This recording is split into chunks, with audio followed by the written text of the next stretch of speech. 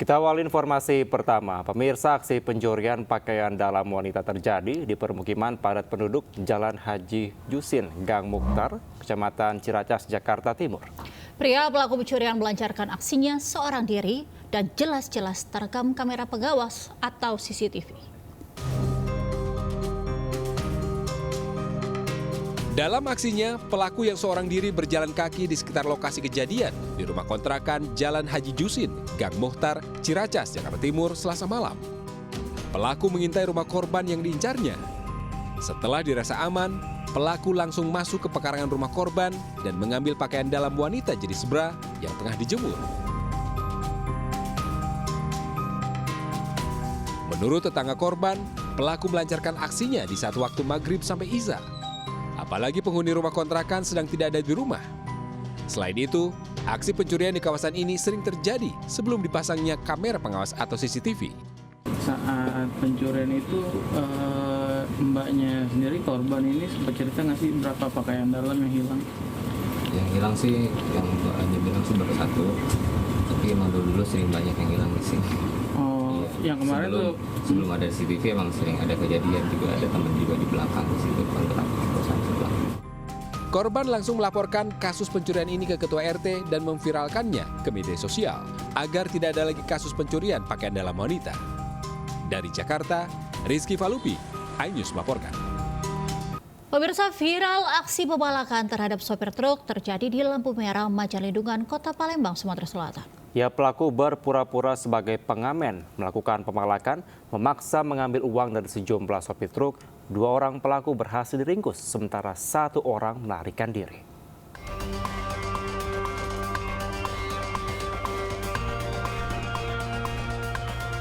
Inilah rekaman video aksi pembalakan yang dilakukan oleh pemuda yang dilakukan terhadap sejumlah sopir truk di lampu merah Majalindungan, Kota Palembang, Sumatera Selatan. Di dalam rekaman video, terlihat RA memaksa mengambil uang dari sopir truk. Meski telah diberi, pelaku memaksa untuk meminta semua uang yang berada di ruang kemudi. Komplotan ini melancarkan aksinya dengan berpura-pura sebagai pengamen untuk mengawasi kondisi sekitar. Biasanya, komplotan pembalak ini mengincar sopir truk asal luar kota yang diidentifikasi melalui plat nomor kendaraan. Dari 3 pelaku, polisi berhasil meringkus 2 orang pelaku, yakni CI dan CU yang turut andil dalam aksi pembalakan. Pelaku tersebut berhasil melarikan diri dan sedang dilakukan pengejaran, di mana pelaku utama adalah saudara Rehan. Rehan ini pemalak kambuhan dan sudah sering kita lakukan penangkapan. Komplotan ini merupakan penjahat kambuhan dan sudah beberapa kali diamankan petugas. Namun aksi pembalakan yang dilakukan mereka terus berulang. Terhadap 2 orang pelaku yang telah diamankan, aparat kepolisian akan berkoordinasi dengan Dinas Sosial untuk upaya pembinaan. Sementara terhadap pelaku utama RA yang kini diburu petugas, polisi akan menjerat dengan pasal pidana lantaran telah berulang kali melakukan aksi serupa. Dari Palembang, Sumatera Selatan, Guntur, iNews melaporkan. Beraksi di belasan TKP di Bandar Lampung, seorang residivis pencuri modus pecah kaca mobil ditembak polisi. Dalam aksinya, tersangka menyasar barang berharga dan uang tunai yang ditinggal pemiliknya di dalam mobil.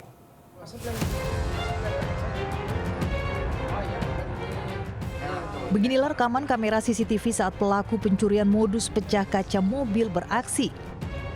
Pelaku menyasar mobil yang ditinggal pemiliknya di kawasan Teluk Betung Utara, Bandar Lampung akhir April lalu. Dengan cepat tersangka melemparkan pecahan busi ke kaca mobil. Setelah kaca mobil pecah, secepat kilat pelaku mengambil barang berharga seperti komputer jinjing dan uang tunai Rp800.000 yang berada dalam mobil. Berbekal rekaman CCTV, TKP 308 Polresta Bandar Lampung meringkus tersangka. Polisi bertindak tegas menembak kaki tersangka karena melawan saat ditangkap. Tersangka FS, 34 tahun, mengaku beraksi di 14 TKP berbeda di Kota Bandar Lampung.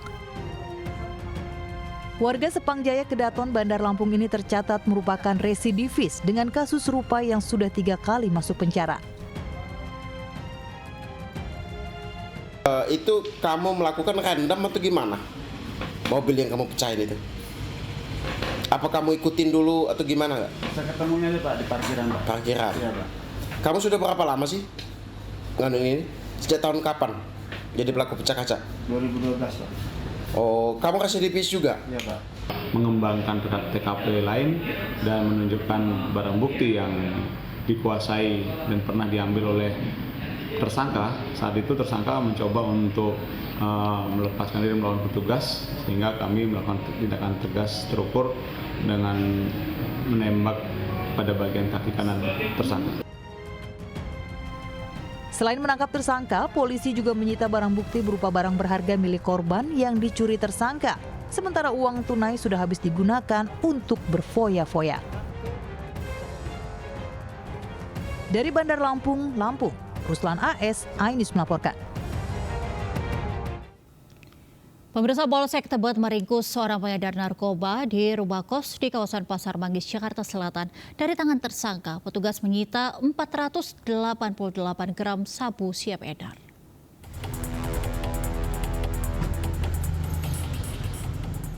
KP alias Koko, 50 tahun, hanya bisa pasrah saat digiring petugas usai diringkus di rumah kosnya di Jalan Menteng Wadas Selatan, Pasar Manggis, Setiabudi, Jakarta Selatan. Pengedar sabu ini mengaku mendapatkan narkoba dari IM alias Kebot dengan modus tempel. IM memandunya untuk mengambil tas ransel berisi narkoba yang diletakkan di dekat bak sampah di sekitar pinggir kali Tanjung Priok, Jakarta Utara. Selain tersangka, petugas turut mengamankan sabu seberat 488 gram, timbangan digital, tas ransel, plastik klip berukuran besar, dan 2 unit telepon genggam yang digunakan untuk bertransaksi. Ada yang menghubungi ya lewat handphone yang mana itu handphone itu tidak ada namanya ya, private number ya, namun beliau ini dipandu ya oleh yang menelpon bahwa mereka nitip barang ya untuk diedarkan oleh si tersangka ini. Kini, Polsek Tebet masih memburu bandar narkoba IM yang telah dimasukkan ke dalam daftar pencarian orang. Sementara tersangka KP terancam hukuman maksimal selama 20 tahun penjara. Dari Jakarta, dan Helmi Sajangbati, iNews melaporkan. Diduga hilang kendali dan mengemudi dengan kecepatan tinggi, mobil sport terbang dan menabrak warung yang berada di sebelah kantor Satsamapta, Polrestabes Medan.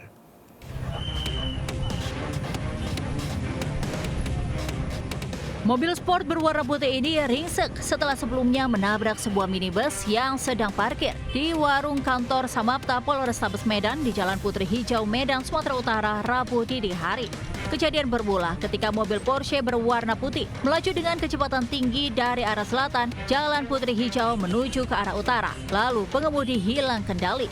Mobil sport ini pun keluar dari jalur dan menabrak satu unit minibus yang sedang parkir di pinggir jalan. Sebelum akhirnya mobil terbang dan menabrak warung serta dinding kantor polisi. Meski kerusakan mobil dan dinding sangat parah, beruntung tidak ada korban jiwa dalam kejadian ini. Ada nabrak Avanza yang lagi parkir, habis itu mobil naik ke trotoar terbang. Pengemudi saya kurang tahu jelas karena posisinya pas ditanyai temannya si pengemudi nggak apa-apa. Tapi saya nggak lihat secara langsung. Cuma dengar omongan dari mobil sama temannya kan lagi di luar. Yang pengendara cewek di dalam. Kasus laka lantas kini ditangani oleh Satlantas Polrestabes Medan. Sementara wanita pengemudi mobil sport sudah dibawa ke rumah sakit akibat luka ringan dan syok. Dari Medan, Sumatera Utara, Ahmad Ridwana Sution, iNews melaporkan. Pemirsa, Badan Eksekutif Mahasiswa Universitas Sumatera Utara menggeruduk gedung Biro Rektor USU Rabu sore. Mahasiswa ini menolak kenaikan uang kuliah tunggal atau UKT yang dinilai menyengsarakan orang tua.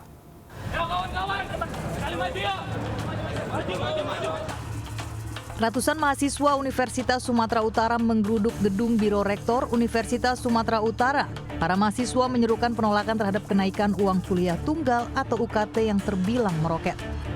Mahasiswa mengeluhkan kenaikan UKT tahun ini lebih dari 100% dibanding tahun sebelumnya. UKT golongan tertinggi berkisar 4 juta, namun besaran UKT tahun ini melebihi 8 juta rupiah. Kenaikan biaya UKT ini membebankan orang tua para mahasiswa. Sementara pihak kampus menyebut kenaikan UKT sesuai dengan aturan Kementerian Pendidikan. Dari mahasiswa SNBP 2024 itu nggak ada sama sekali. Terus di fakultas saya yang mendapatkan UKT di golongan 1-2 yang besarnya 500.000 sampai 1 juta. Paling rendah UKT dari SNBP itu di tahun ini berjumlah 2,4 juta. Itu paling rendah. Jadi kami tidak tahu transparansi golongan UKT dari golongan 1 sampai 8 itu apa. Bahwa kita tidak melakukan itu secara ilegal dan ugal-ugalan. Itu yang pertama yang perlu disampaikan. Itu satu. Ada hitung-hitungan yang sangat rigid, nanti boleh di depan, ya. Karena ada GKT biaya kuliah tunggal itu ditetapkan oleh pemerintah, bukan USU yang menetapkan. Unjuk rasa berakhir setelah 2 jam usai mahasiswa meminta pihak kampus menyampaikan suara mahasiswa ini ke Kementerian Pendidikan. Dari Medan, Sumatera Utara, Ahmad Ridwan Nasution, Ainus melaporkan.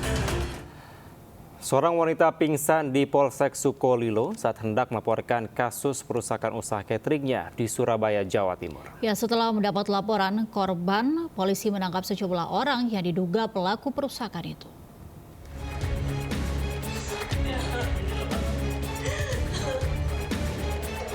Aryani, 51 tahun, jatuh pingsan usai melaporkan kejadian premanisme yang menimpanya di Mapolsek Sukolilo, Surabaya, Jawa Timur.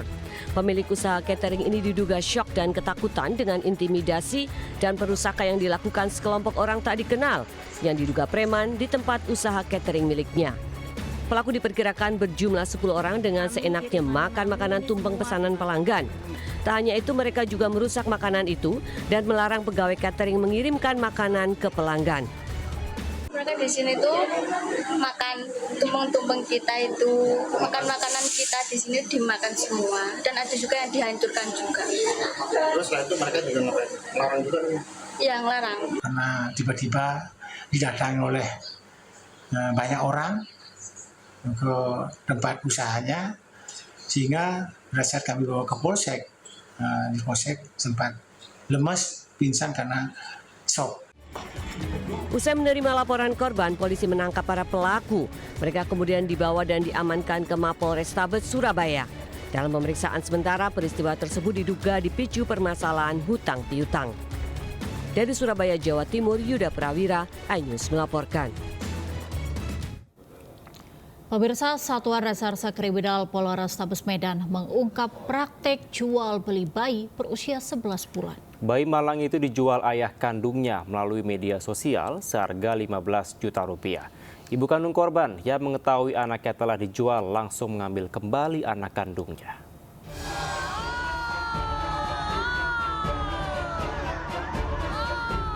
Video amatir warga merekam ketika ibu kandung bayi hendak mengambil bayinya dari 2 tersangka yang membeli dari ayah kandung si bayi di Jalan Nilam, Pasar Simalingkar, Medan, Sumatera Utara, Selasa siang. Pihak kepolisian Satreskrim Polrestabes Medan pun langsung menetapkan 3 tersangka atas kasus tindak pidana perdagangan orang, yakni NJH, AHB, dan FG yang merupakan ayah kandung korban. Wakasat Reskrim Polrestabes Medan menyatakan kedua wanita ini merupakan pembeli bayi berusia 11 bulan yang dijual oleh ayah kandung bayi tersebut lewat sosial media seharga 15 juta rupiah. Kedua wanita tersebut akhirnya ditangkap usai ibu korban yang mengetahui anaknya hilang akibat dijual oleh suaminya langsung sepakat untuk bertemu. Hasil penyelidikan yang dilakukan oleh penyidik terfaktakan bahwa anak tersebut merupakan korban perdagangan anak yang dilakukan oleh orang tuanya, ayahnya berinisial FY. Kemudian orang tuanya tersebut memposting di Facebook bahwa anak tersebut butuh ibu asuh. Pihak kepolisian kini masih mengejar ayah dari sang bayi yang berperan sebagai penjual bayi kepada kedua pelaku. Kedua pelaku yang sudah ditangkap kini terancam akan dipenjara selama 15 tahun karena dijerat Undang-Undang Perlindungan Anak. Dari Medan, Sumatera Utara, Adipala Paharahap, iNews melaporkan. Ya Angel dan pemirsa, kita ke informasi selanjutnya ada yang cukup unik. Di mana viral di media sosial, sekelompok siswa sekolah dasar asal Salatiga, Jawa Tengah melakukan perjalanan wisata menggunakan moda transportasi yang tidak biasa. Ya betul sekali Kevin, mereka menyewa pesawat untuk pelesir ke sejumlah tempat.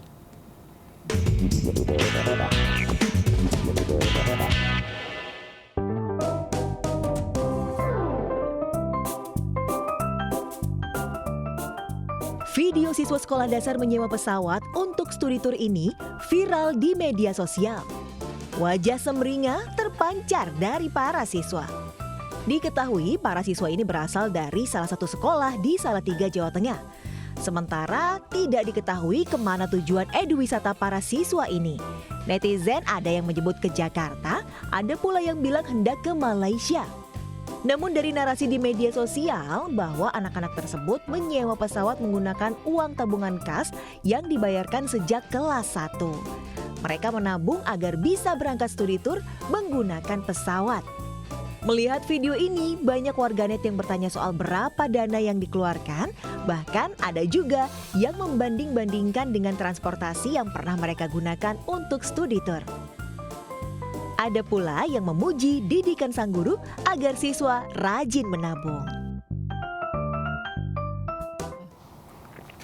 Ya pemirsa, warga beramai-ramai berburu ikan mabuk yang mengapung di permukaan Sungai Seibarang, Serangan, Sumatera Utara. Ya, kejadian ini diduga dipicu oleh air sungai yang tercemar limbah, membuat ikan tidak mampu berenang dan mudah ditangkap oleh warga, mulai menggunakan tangan kosong hingga jala.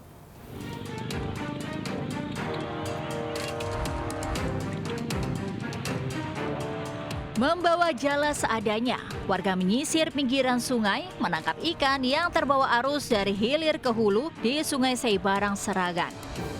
Bahkan ada warga yang nekat mengarungi sungai dengan sampan kecil. Aksi warga berburu ikan mabok ini pun mengundang perhatian para pengguna jalan yang melintas. Warga berhasil mendapatkan berbagai macam ikan seperti ikan baung, mujair, bahkan udang galah. Meski mendapat banyak tangkapan, kejadian ini menimbulkan kekhawatiran akan kondisi sungai yang semakin memprihatinkan akibat limbah. Keberadaan ikan mabok ini diduga akibat air sungai tercemar air limbah. Ini memang sering terjadi. Harapan abang sebagai masyarakat apa bang? Nah inilah hendaknya kepada pemimpin-pemimpin rakyat diperhatikanlah sungainya Tanjung Pura supaya jangan sampai tercemar, ekosistemnya habis. Warga berharap agar pemerintah setempat turut memperhatikan kebersihan sungai agar fenomena ikan mabuk ini tidak terulang kembali. Dari Langkat, Sumatera Utara, Muhammad Hijrah Lubis, Ayus melaporkan. Ya pemirsa, seekor sapi tercebur di sumur dengan kedalaman hampir 7 meter di Klaten, Jawa Tengah. Proses evakuasi sapi dari dalam sumur berjalan dramatis karena kondisi sumur yang sempit dan harus mengisi air ke dalam sumur supaya sapi terapung.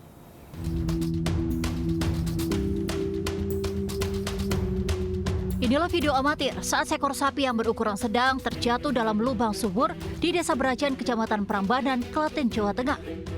Sapi milik PKP ini tercebur di sumur sedalam 7 meter dengan diameter 125 cm.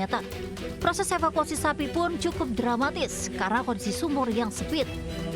Proses evakuasi oleh tim damkar dan Satpol PP Pemkab Klaten memakan waktu hingga 1,5 jam. Sapi berhasil dievakuasi secara manual dengan mengisi air ke dalam sumur hingga sapi tersebut terapung dan akhirnya berhasil dievakuasi dengan selamat. Menurut informasi, awalnya sapi tersebut usai dimandikan di sungai, lalu dituntun untuk dimasukkan ke kandang. Namun justru terlepas hingga akhirnya tercebur ke sumur. Kita menggunakan metode penambahan debit air agar sapinya keangkat ke permukaan. Selanjutnya kita bergotong royong dengan warga untuk mengangkat sapi tersebut. Berapa liter Mas yang dibutuhkan kira-kira dan kedalaman berapa meter? Untuk kedalaman sekitar 7 meter dan debit air yang dibutuhkan sekitar 18.500 liter. Saat ini, sapi sudah dikembalikan kepada pemilik dan kembali dirawat untuk dijual saat Lebaran Idul Adha nanti. Dari Klaten, Jawa Tengah, Saiful Effendi, Ayus melaporkan. Pemirsa, Gunung Lewotolok di Kabupaten Lembata, Nusa Tenggara Timur kembali erupsi. Ya, tinggi abu mencapai 900 meter dari kawah mulut gunung disertai 81 kali erupsi letusan.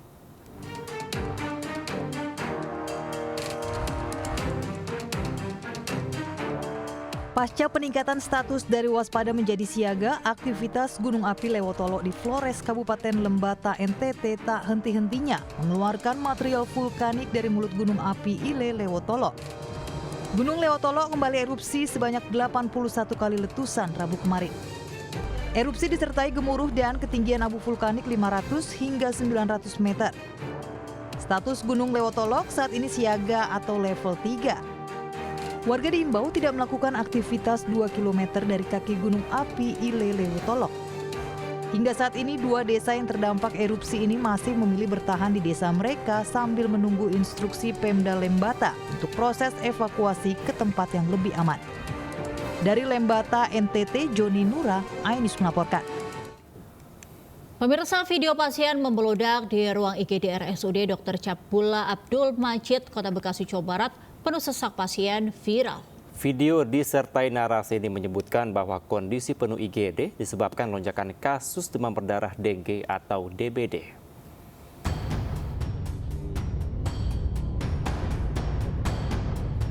Video pasien membludak di ruang IGD RSUD Dr. Abdullah Abdul Majid, Kota Bekasi, Jawa Barat, viral. Dalam video berdurasi 34 detik, kondisi ruang IGD penuh pasien anak-anak hingga lanjut usia yang membutuhkan penanganan cepat. Bahkan sebagian pasien tidak kebagian tempat tidur dan harus dirawat menggunakan kursi roda dengan selang infus masih terpasang. Pihak rumah sakit mengakui adanya peningkatan pasien di IGD sejak 6 bulan terakhir dengan jenis penyakit yang berbeda, mulai dari demam berdarah serta infeksi saluran pernapasan atas. Berdasarkan data di RSUD, kasus demam berdarah mencapai 492 kasus sejak Januari lalu. 6 bulan terakhir ini IGD kita dalam kondisi yang penuh, ya. Jumlah normalnya adalah 60 tempat tidur, tapi kunjungan dalam 24 jam itu bisa 200 sampai 250 pasien per hari. Sementara berdasarkan data dari Dinas Kesehatan Kota Bekasi, kasus DBD di Kota Bekasi mengalami peningkatan yang cukup signifikan.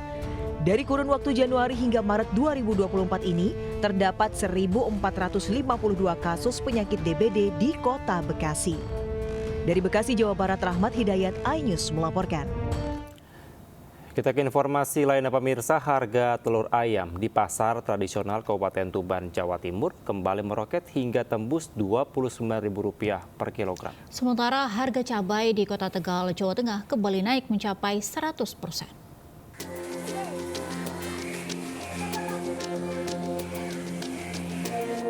Harga telur ayam di sejumlah pasar tradisional di Kabupaten Tuban, Jawa Timur kembali merangkak naik.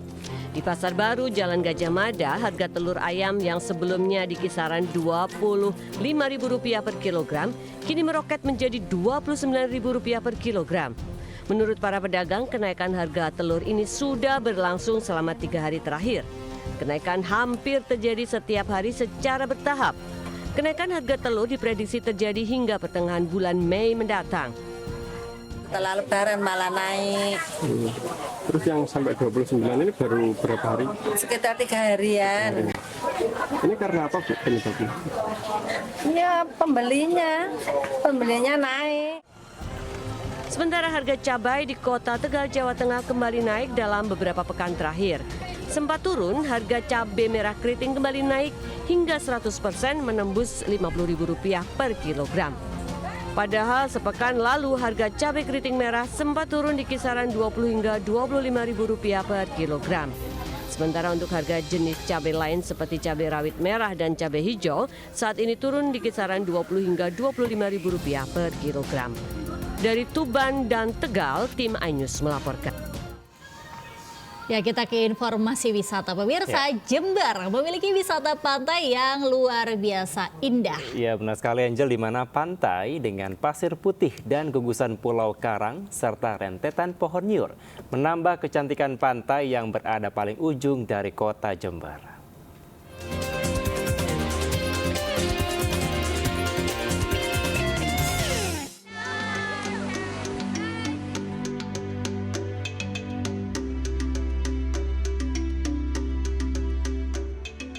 Inilah pantai Bande Alit yang terletak di Desa Andong Rejo, Kecamatan Tempurrejo, Kabupaten Jember, Jawa Timur. Pantai Bande Alit yang berada di selatan kota Jember ini memiliki pemandangan alam pantai yang asri dan alami dengan gugusan karang pinggir pantai. Di sini pengunjung juga dapat menikmati ratusan perahu nelayan yang ditambatkan jauh dari bibir pantai, membuat Pantai Bande Alit bak pasar apung. Di sisi kiri dan kanan, pengunjung juga disuguhkan pemandangan hutan Taman Nasional Meru Betiri yang asri dan hijau dengan aneka satwanya yang membuat kawasan pantai terasa sejuk. Jarak tempuh Pantai Bande Alit dari Jember kurang lebih 64 km dengan waktu tempuh sekitar 2 hingga 3,5 jam. Keindahan dan view Pantai Bande Alit ini tuh bagus banget. Manfaat dari itu, pantainya ini masih bersih banget gitu. Kerap Mas berkunjung ke sini? Baru pertama kalinya ya miss banget.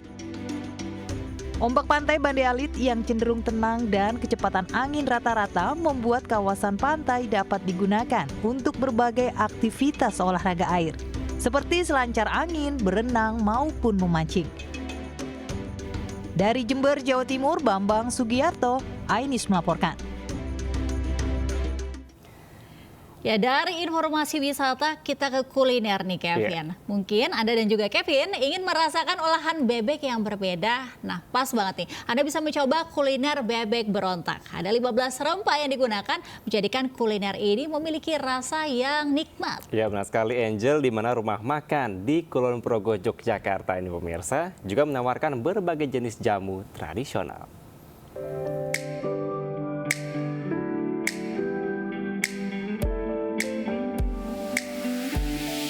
Menikmati daging bebek dipadukan dengan pedasnya sambal sudah biasa. Namun di warung Limasan ini daging bebek diolah dengan cara khas dibalut sensasi pedas perpaduan 15 bumbu rempah pilihan. Terletak di Desa Tawangsari, Kecamatan Pengasih, Kulon Progo, Yogyakarta. Setiap harinya puluhan penikmat kuliner singgah untuk menikmati menu ayam dan bebek serta aneka jamu di sini. Ada menu spesial yang layak dicoba yaitu bebek berontak. Pengunjung dimanjakan dengan rasa daging yang empuk, bumbu meresap dan rasa khas rempah. Meninggalkan rasa pedas yang membekas membuat penikmatnya memberontak. Sedapnya. Warung ini menyediakan berbagai jenis jamu tradisional, mulai dari beras kencur sampai jamu asam urat. Sangat cocok dengan aneka kuliner yang disajikan. Jadi bebek atau ayam ini adalah satu masakan yang disebut berontak karena di sini tidak digoreng, tidak dibakar, tidak dibacem, tidak dipanggang. Nah, ini sesuatu yang sangat menarik karena ini adalah rempah-rempah. Jadi berontak itu pedas tapi rempah-rempah. Dan bebek berontak nonton sama keluarga juga. Rasanya gimana? Rasanya mantap, pokoknya enak, terus bumbunya tuh meresap gitu loh. Jadi tetap direkomendasiin lah buat orang-orang sekitar Kulon Progo terutama. Untuk menikmati makanan di sini, pengunjung cukup merogoh kocek Rp5.000 hingga Rp30.000. Menyantap ditemani pemandangan persawahan yang sejuk dan asri, membuat hari Anda semakin syahdu. Dari Kabupaten Kulon Progo, Yogyakarta, Budi Utomo, Ainis melaporkan. Ya, pemirsa, cara unik dilakukan pengelola kawasan pantai Jerman Kuta Badung, Bali untuk mempromosikan kekayaan bahari sekaligus meningkatkan kunjungan wisatawan ke destinasi wisata tersebut. Salah satunya dengan menggelar lomba dayung tradisional perahu naga. Ya, untuk bisa menjadi juara di sini, peserta tidak hanya dituntut adu otot, tapi juga adu otak dalam membaca arah angin dan arus serta mewaspadai pergerakan ombak yang besar. Inilah lomba dayung tradisional perahu naga yang digelar di perairan pantai Jerman yang berada di kawasan wisata Kuta Badung, Bali. Sejumlah tim dari beberapa daerah di Pulau Jawa dan Bali saling beradu cepat menaklukkan lintasan sepanjang 600 meter menuju garis finish. Setiap tim yang berjumlah 12 orang tak hanya dituntut mengandalkan kekuatan otot dan stamina fisik, tapi juga harus lihai membaca arah angin dan arus, pergerakan ombak maupun gelombang laut, serta mewaspadai karang yang terdapat di kawasan tersebut. Selain adu cepat, gelak tawa dan sorak-sorai penonton ikut mewarnai jalannya perlombaan. Terlebih saat ada peserta yang perahunya terbalik karena tidak bisa menjaga keseimbangan. Ada beberapa hal. Yang pertama angin. Terus yang kedua ombak. Ombaknya ini cukup besar. Terus yang ketiga karang. Banyak karang, Pak. Jadi kita sebagai pedayung atau atlet itu mewaspadai 3 hal tersebut. Tantangan alam. Pertama gelombang, yang kedua angin. Kalau di air biasa danau itu relatif lebih sedikit karena nggak ada ombak, hanya angin aja. Jadi ini cukup menantang juga nih Pak ya? Baik, luar biasa, anggap aja ini adalah rekreasi. Lomba ini pun rencananya akan rutin digelar setiap tahun termasuk mengundang tim-tim dari luar negeri. Selain mempromosikan Pantai Jerman sebagai destinasi wisata bahari di Bali, melalui lomba dayung tradisional Perahu Naga, diharapkan menambah pengalaman berlomba bagi para atlet senior sekaligus melahirkan bibit-bibit atlet dayung potensial. Dari Badung, Bali, Bagus Alit, iNews melaporkan.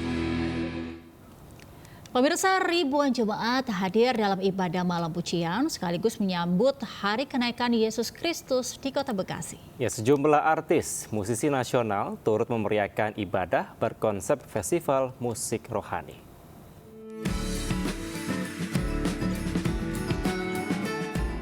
Ribuan jemaat hadir bersuka cita dalam ibadah malam pujian Worship Night bertajuk Desire yang diadakan Kerinduanku Ministry di Kota Bekasi. Ibadah sebagai momentum umat Kristiani mengingat kebesaran Tuhan lewat puji-pujian dan penyembahan, sekaligus menyambut Hari Kenaikan Yesus Kristus. Sejumlah artis dan musisi nasional turut memeriahkan acara dengan bermazmur, menaikkan kidung pujian, hingga pelayanan kesaksian. Harapannya ya supaya bisa menjadi berkat juga buat orang lain, terus supaya orang sekitar kita, orang teman-teman kita, mungkin jemaat yang datang, orang yang bisa ngeliat kita, pengalaman kita, perjalanan spiritual kita, dia bisa ngerasain kasih Tuhan juga. Nah, kita percaya dalam kacamata kekristenan, kita percaya bahwa Tuhanlah sumber jawaban dari semua kabar buruk. Makanya namanya Worship Night, malam penyembahan. Kita menyembah Tuhan agar ketika keadaan gak berjalan dengan baik, maka Tuhanlah yang dapat menolong kita. Ibadah ditutup dengan praise party yang diharapkan membawa berkat dan pesan damai bagi umat Kristiani dimanapun berada. Dari Bekasi, Jawa Barat, Nisa Sahib, Oki Mahendra, iNews melaporkan. Kita ke informasi lainnya. Pemirsa, jelang penyelenggaraan ibadah haji 1445 Hijriah atau 2024 Masehi, Kementerian Agama dan Kementerian Kesehatan memberangkatkan ratusan petugas penyelenggara ibadah haji PPIH melalui Bandara Soekarno-Hatta Rabu pagi. Para petugas akan ditempatkan di 2 titik wilayah, seperti di Bandara Internasional King Abdul Aziz Jeddah dan Madinah selama 77 hari ke depan, dengan fokus menangani calon jemaah haji lansia sesuai slogan Haji Ramah Lansia.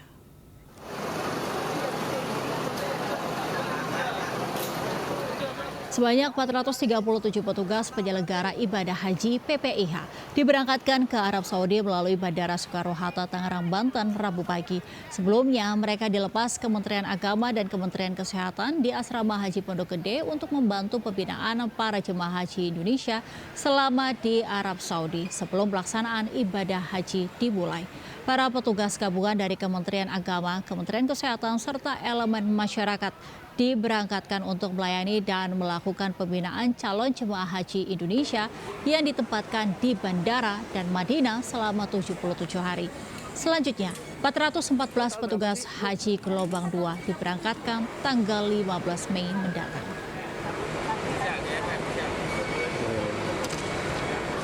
Kami di PPIH Arab Saudi semuanya melayani jamaah, tapi titik fokusnya untuk di jamaah lansia. Tidak terfokus untuk jamaah yang sehat aja. Misalkan ada jamaah yang buat kursi roda, lansia yang butuh bantuan, kami petugas PPIH siap melayani. Jelang pelaksanaan ibadah haji 1445 Hijriah, Menteri Agama Yakut Kholil Qomas memeriksa kesiapan layanan ibadah haji Indonesia di Arab Saudi. Berbagai layanan seperti alat transportasi, catering, hingga hotel Tempat menginap calon jemaah haji diperiksa. Menteri Agama memeriksa persiapan segala sesuatu terkait penyelenggaraan ibadah haji di Arab Saudi. Salah satunya adalah memeriksa kesiapan dan layanan bus jemaah haji di Terminal Ship Amir Makkah. Untuk menunjang kenyamanan jemaah, juga disiapkan bus dengan fasilitas ramah lansia dan disabilitas. Nantinya setiap bus akan beroperasi 24 jam penuh yang melayani 22 rute dan berhenti di 76 halte yang dijaga petugas haji Indonesia. Selain mengecek bus, Menteri Agama juga akan mengecek kesiapan layanan catering dan hotel jemaah di Mekah dan Madinah. Sekarang kita lihat kesiapan beberapa bis yang disiapkan untuk jemaah, baik untuk bis sholawat maupun bis antar kota dari Mekah ke Jeddah. Ini saya kira meskipun saya lihat ada kemajuan yang lebih baik dibanding tahun lalu, ada beberapa perbaikan. Puluhan calon haji asal Kabupaten Tangerang, Banten harus tertunda keberangkatannya lantaran belum melunasi biaya perjalanan haji. Selain karena faktor ekonomi, faktor kesehatan juga menjadi alasan calon haji belum melunasi biaya penyelenggaraan ibadah haji.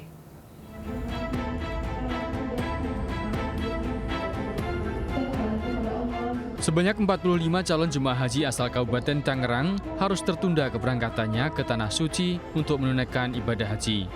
Mereka terpaksa tidak bisa berangkat ke Tanah Suci tahun ini lantaran belum melunasi biaya perjalanan ibadah haji. Selain faktor ekonomi, karena ada kebutuhan mendesak, faktor kesehatan juga menjadi alasan calon jemaah haji belum melunasi biaya penyelenggaraan ibadah haji. Posisi 45 calon haji yang tertunda akan digantikan calon haji cadangan yang telah melunasi biaya haji. Dan ini karena faktor istitoah, karena tahun ini ketika jamaah haji itu berangkat, yang dikejar pertama itu adalah istitoah, baru pada tataran berikutnya adalah pelunasan. Seperti diketahui, jumlah calon haji asal Kabupaten Tangerang pada tahun ini berjumlah 2.450 orang terbagi dalam 6 kloter yang akan diberangkatkan mulai 13 Mei mendatang. Dari Kabupaten Tangerang, Banten, Aimarani, iNews melaporkan. Jelang keberangkatan jemaah calon haji, petugas penyelenggaraan ibadah haji atau PPIH Embarkasi Surabaya mulai memasang mesin pemindai barang atau X-ray dan metal detector. Ya, alat dipasang di Asrama Haji Sukolilo, Surabaya untuk memeriksa barang bawaan jemaah calon haji sebelum masuk asrama dan berangkat ke bandara.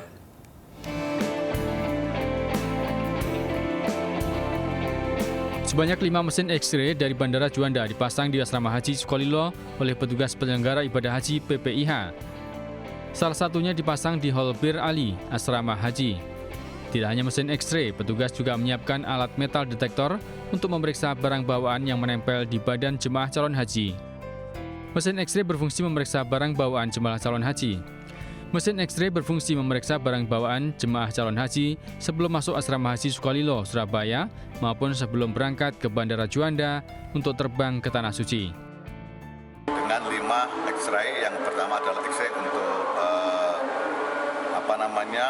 tas tenteng, itu ada di Bir Ali ini, dan satunya lagi dua ya, yang dua ada di Musdalifah, kemudian X-ray untuk tas bagasi itu ada 2 ditempatkan di Elmina. Mesin-mesin X-ray dan metal detektor dipasang untuk mengantisipasi barang bawaan jemaah calon haji. Terlebih jumlah kloter untuk tahun ini bertambah banyak, yakni 106 kloter. PPIH Embarkasi Surabaya juga mengatur berat koper barang bawaan jemaah haji tidak boleh melebihi 32 kg, sedangkan koper kecil tidak boleh melebihi 7 kg. Dari Surabaya, Jawa Timur, Yuda Prawira, iNews melaporkan. Pemirsa, calon jemaah haji asal Ponorogo, Jawa Timur berusia 110 tahun tercatat sebagai jemaah haji tertua se-Indonesia. Meski telah berusia seabad lebih, namun sang kakek masih biasa berjalan dan juga berlari. Selama manasik, sang kakek pun nampak sehat, antusias dan juga semangat.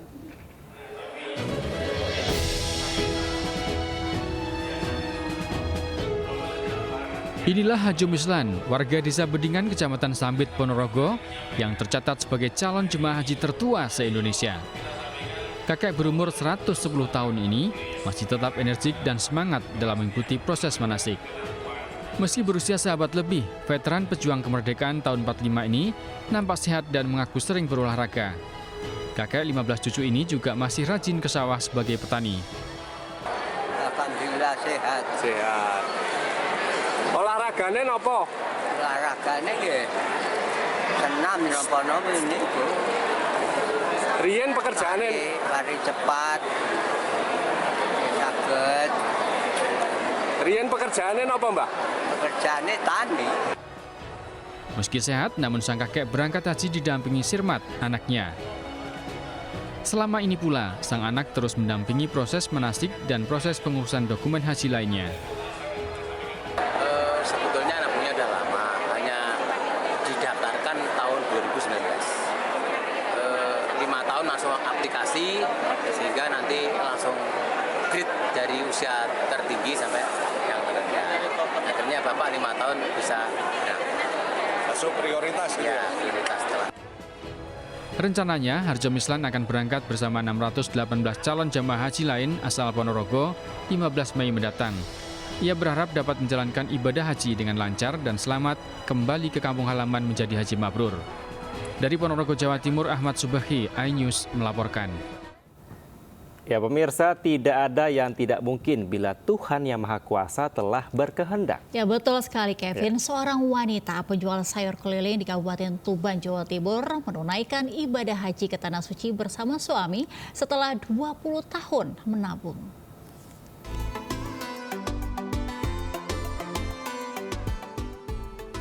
Beginilah kesibukan Siti Marsifah, warga Desa Jadi, Kecamatan Semanding, Kabupaten Tuban, Jawa Timur. Setiap pagi ia berkeliling desa untuk berjualan sayur.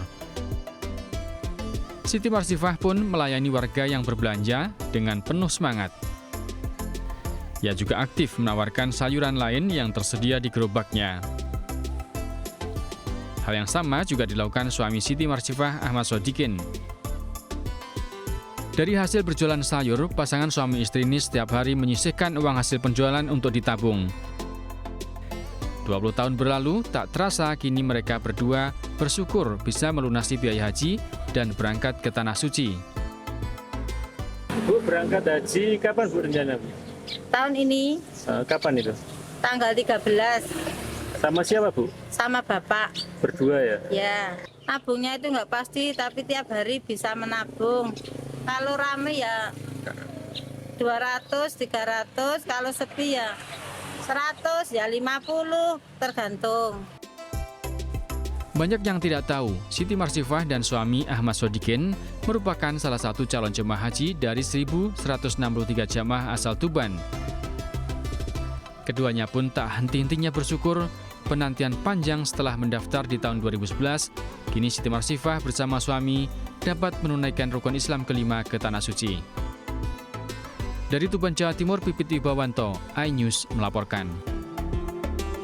Pemirsa, putra Presiden Republik Indonesia sekaligus Ketua Umum Partai Solidaritas Indonesia atau PSI, Kaisang Pangarep, mengambil formulir pendaftaran penjaringan bakal calon wali kota Bekasi melalui DPC PKB Kota Bekasi. Ya, pihak DPC PKB pun tengah menunggu pengembalian formulir pendaftaran penjaringan baca Walkot Bekasi tersebut sebagai bentuk keseriusan Kaisang dalam kontestasi Pilkada Wali Kota Bekasi. Putra bungsu dari Presiden RI sekaligus Ketua Umum Partai PSI, Kaisang Pangarep melalui tim relawan mengambil formulir pendaftaran penjaringan bakal calon wali kota Bekasi melalui jalur PKB pada Senin siang. Ketua Umum Relawan Nasional Pro Prabowo Gibran, Richard Effendi menjelaskan, pengambilan formulir pendaftaran penjaringan baca Walkot Bekasi untuk Kaisang dilakukan atas permintaan dan keinginan masyarakat Kota Bekasi. Kini pihak DPC PKB Kota Bekasi tengah menunggu pengembalian formulir tersebut sebagai bentuk keseriusan Gibran maju dalam Pilwalkot Bekasi.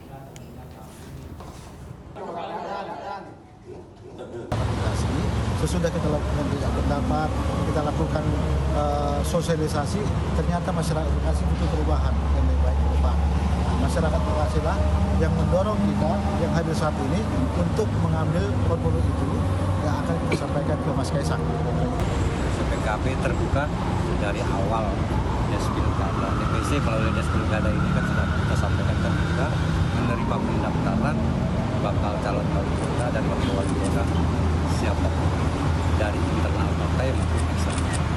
Eksternal di sini ya halangan kami terbuka siapapun.